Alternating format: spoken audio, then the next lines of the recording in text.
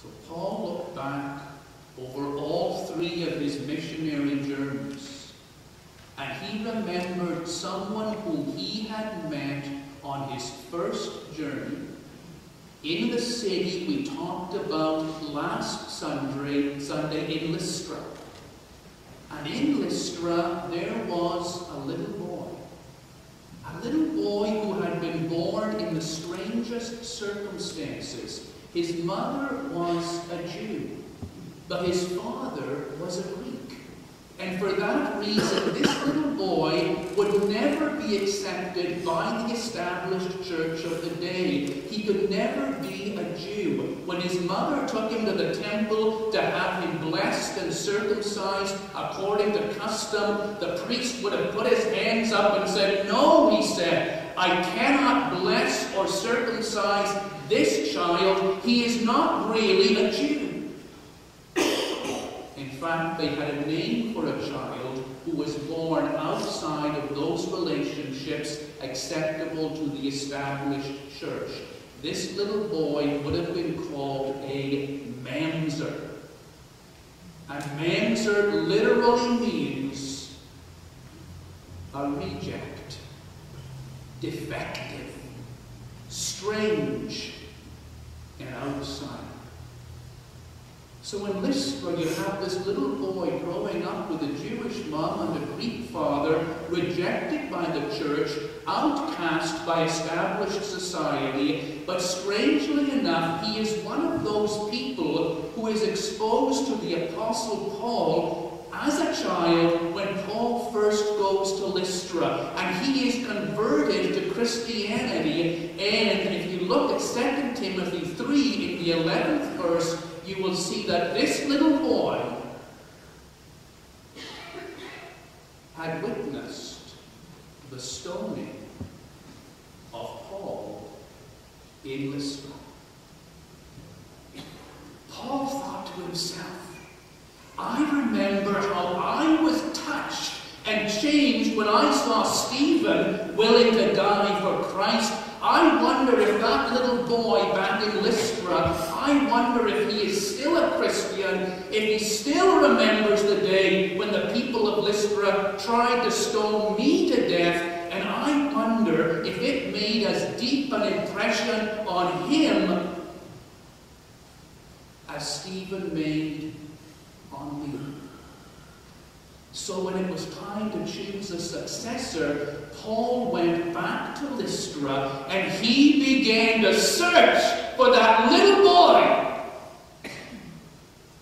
who had seen the people of Lystra trying to kill him.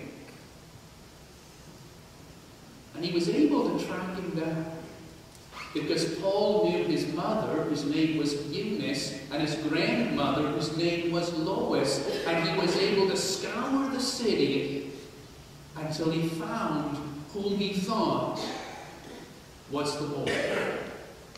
Years had passed by, so the boy was no longer a boy, but now a young man. But Paul found him. And Paul went to him and said, Timothy? Are you Timothy? And the little boy who had seen Paul stoned nearly to death looked at him and said, Paul, you are Paul. I remember when you came to this city when I was a child. I remember what you had said about the God who makes the planets, and the God who gives the rain, and the God who lived in Christ and died in Christ and was raised again. I remember what you said. And Paul said, Timothy, you are going to be my replacement, my successor in the building of Jesus' kingdom. Now, Timothy was a Christian. He had remained a Christian after his first encounter with Paul in Lystra all those years before, and the people in the Christian church respected him. He hesitated and said, Paul, I cannot do what you have said. You see, Timothy recognized the relationship between the Jewish church and the Christian church. And as far as the Jewish church was concerned, Timothy was still outcast. He was still a menser, defective, a reject. Paul said to him, none of that matters.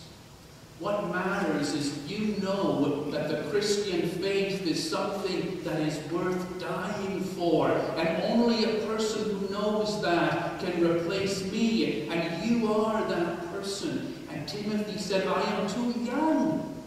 I am too frightened. I am too timid. And if you read 1st and 2nd Timothy and also 1st and 2nd Corinthians and parts of Ephesians, you will see that Paul speaks directly to Timothy again and again and again, addressing the fact that Timothy is timid and frightened and insecure and weak and far too young to be a leader in the church. Again and again, Paul says, Timothy, let no one despise you for your youth. Let no one despise you because you are timid and gentle in nature, because I know what you have inside of you. You have the love of Christ. You have been set apart by God. You are a leader. God has ordained it. And Paul was able to lead and draw Timothy into that position of leadership that he was so afraid of. Paul did a very strange thing with respect to Timothy, something that shows the extent to which Paul was angered at the church for sticking Timothy with the label menser. Paul saw to it that Timothy was circumcised. That ritualistic act of acceptance which he had been denied in childhood. And you who read the Bible, you would say, well, that's a strange thing. Because Paul has said in other places, in Galatians 5, in one chapter earlier in Timothy, Paul has condemned the act of circumcision, saying it's not necessary, it is only an outward sign of an inward reality. In Galatians 5, he says, circumcise you therefore your hearts. So now why does he go to this extraordinary length of circumcising Timothy when he has spoken against it before? It is because Paul understands how insecure Timothy feels that he was rejected and cast out. And nobody would dare question the authority of Paul in this place. He had founded the church in Lystra. He came with power and reputation. And what he is saying is, look, if making you feel like an insider and that the church accepts you is what it takes, we will do that. And he did. And Timothy, the menser, the reject, the defect, the outsider, replaced the Apostle Paul.